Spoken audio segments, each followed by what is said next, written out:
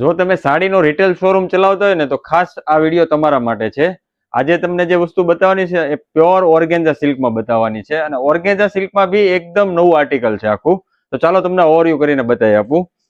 ફેબ્રિકની વાત કરશું ને તો ઓર્ગેન્ઝા સિલ્કમાં તમને એમ થશે કે ભાઈ સોફ્ટ ફેબ્રિક ન હોય, પણ આ એકદમ સોફ્ટ ફેબ્રિક છે ઓર્ગેન્ઝા સિલ્કમાં.